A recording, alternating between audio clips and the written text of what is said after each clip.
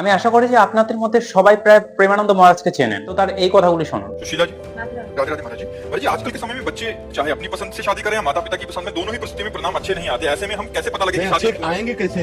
अच्छे आएंगे कैसे? आजकल बच्चों और बच्चियों के चरित्र पवित्र नहीं है, तो अच्छे कैसे आएंगे? मान लो हमें 4 होटल के भोजन खाने की जबान में आदत पड़ गई है, तो घर की रसोई का भोजन अच्छा नहीं लगेगा। जब 4 पुरुष से मिलने की आदत पड़ गई है, तो एक पति को स्वीकार करने की हिम्मत उसमें नहीं रह जाएगी। ऐसे ही जब 4 लड़कियों से व्यभिचार करता है, तो वो अपनी पत्नी से संतुष्ट रहेगा, उसे 4 से व्यभिचार करना पड़ेगा, क्योंकि उसने आदत बना ली है। अब आजकल बहू मिलना और या पति मिलना बड़ा मुश्किल है। তো আছে এই ভিডিওটির মেয়েদের সম্বন্ধে যে কথাগুলি বলা হয়েছিল সেগুলির একটা ছোট্ট ক্লিপ কেটে সেটাকে ভাইরাল করা হচ্ছে।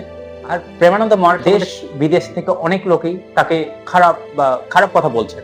100 में कोई 2-4 कन्याएं ऐसी होंगी जो अपना पवित्र जीवन रखकर किसी पुरुष को समर्पित होती होंगी। कैसे वो सच्ची बहू बनेगी?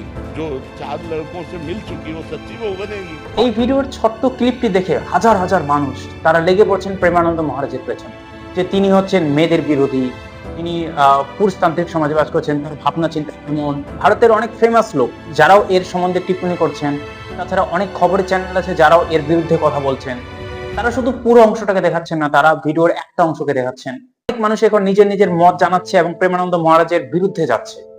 আর ভিডিওর এই ছোট্ট ক্লিপটি দেখার পর শত্রুঘ্ন সিং ফেসবুক পোস্টে লেখেন, তার যদি মা বোনেদের সম্বন্ধে এরকম কিছু বলা হতো তাহলে নাকি তিনি প্রেমানন্দ মহারাজের মাথা কেটে ফেলতেন। এই ঘটনার পরই অনেক ধর্মীয় সংগঠন আছে বা অনেক এনজিও আছে যারা এখন এর বিরুদ্ধে এফআইআর করার চেষ্টা করছে এবং এফআইআর করার পর তাকে উচিত শিক্ষা দেওয়ার চেষ্টা করছে। কারণ এরকম কথা ফেসবুক পোস্টে বা যে কোনো পোস্টে কোনো মানুষের সম্বন্ধে বলা কিন্তু অপরাধ, বড় অপরাধ। লোকে আবার এরকম বলার চেষ্টা করছে যে প্রেমানন্দ মহারাজ মানুষদের সাথে চিটিং করছে, যে তিনি একজন ফেক গুরু, তিনি আসল গুরু না। তোমরা একটু ভাবো যে একজন মানুষ যে তার সমস্ত জীবন ভগবানের নামে ছেড়ে দিয়েছে, আমাদের সমস্ত সাংসারিক সুখ দুঃখ সবকিছু ত্যাগ করে দিতেছে, যার নিজের কিচ্ছু চাই না, তিনি কি এমন করতে পারেন? ঠিক আছে, তাছাড়া করতে পারলো অনেকে হয়তো এরকম করেন, কিন্তু তার কথাগুলি আর সব থেকে আমাদের জরুরি, প্রেমানন্দ মহারাজ যদি লাইক বা ভিউসের জন্য যদি এরকম কিছু করে তাহলে তো আমরা সেটা জানবো যে তিনি করছেন। কিন্তু তিনি তার এই যে ইউটিউব চ্যানেল সেটা তো তিনি নিজে চালান না, তার শিষ্যরা চালান। তিনি তাদের চালাতে বলেন উনি।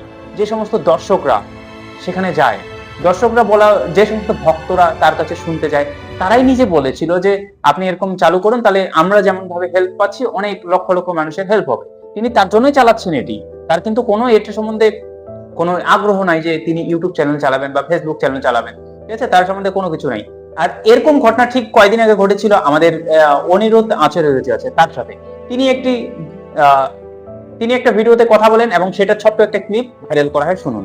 क्योंकि अब लड़कियां लाते हैं 25 साल की, अब 25 साल की लड़की 4 जगह वो मुंह मार चुकी होती है। এতটা কথা শোনার পরে খুশবু পাটানি, যিনি হচ্ছেন দিশা পাটানির বোন, তার মুখ থেকে এই সমস্ত কথাগুলি বের। सामने होता ना, मैं इसको समझा देती कि मुंह मारना क्या होता है। I would have made him understand clear, and these are bloody anti-nationalist lot. You should never be supporting such bastards of highest order. All the namards of the society, all the fucking namard of the society is following this bastard. একটা ছোট্ট ভিডিওর ক্লিপের জন্য তিনি কত নামর্দ, কি নানান ভাষায়, কত নোংরা ভাষায় তিনি গালাগালি দিচ্ছেন। আশা করি যে তিনি যদি সম্পূর্ণ ভিডিওটি দেখতেন তাহলে তিনি এরকম বলতেন না। তিনি ভেবেছেন যে প্রত্যেকটা মহিলার সম্বন্ধে এরকম কিছু বলা হয়েছিল। মানে মেয়ের হচ্ছে এটাই যে আমরা সোশ্যাল মিডিয়ার যুগে বাস করছি, আমরা যেখান থেকে যা পাচ্ছি সেটা দেখেই বিশ্বাস করে ফেলছি। তিনি যদি একটু শুধু গবেষণা করতেন না, যে ভিডিওটি বলা হয়েছিল সেটা যদি পুরো ভিডিওটি দেখতেন তাহলে হয়তো তিনি এরকম কথা বলেননি। পুরো ভিডিওটি কি একটু দেখুন। कि अब लड़कियां लाते हैं 25 साल की, अब 25 साल की लड़की 4 जगह वो मुंह मार चुकी होती है। सब नहीं पर बहुत। হয়তো শুধু একটু কথাই শুনেছেন, তারপরে কথাটা যদি শুধু তিনি শুনতেন তাহলে হয়তো তাকে এতটা হেট আঁচ পেতে হতো না। এরকম ভাবে তোমরা দেখলে যে কোথায় ধর্মগুরু যারা আছে তারা তো আমাদের সমাজের উন্নতির জন্য কাজ করছে, কিন্তু তাদের সম্বন্ধে তাদের একটুকু ভুলের জন্য, কিছু ক্ষেত্রে তাদের কোনো ভুলও নাই, তাদের কোনো ভুল নেই, কিন্তু মানুষগুলি তাদের ভিডিও থেকে বিভিন্ন ধরনের ভুল বার করার চেষ্টা করছে নিজেদের মতো করে।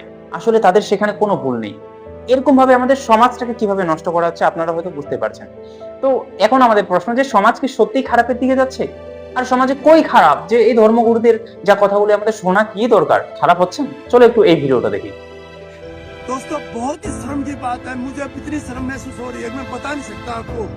पिछले 10 किलोमीटर के एरिया के अंदर मैंने 2 गाड़ी ऐसी पकड़ ली है जिनमें हमारी बेटियां जिनकी एज 18 से 22 साल के बीच में और लड़कियों के साथ बियर पिंदी पाई है।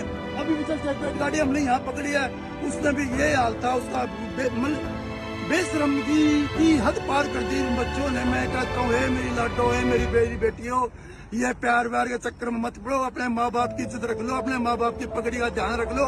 अब एक लड़का जो है ना 32 साल का एक 22 साल की लड़की को लेकर यहाँ जो है ऐसी करने लग जाता है, बियर पिलाने लग जाता है। আপনারা দেখলেন যে আমাদের দেশে কোথায় কি ঘটনা ঘটছে সেটা আমাদের ধারণারও বাইরে।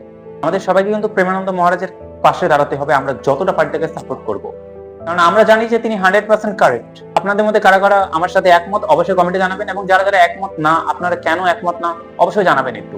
ধন্যবাদ সবাইকে এই ভিডিওটি দেখার জন্য।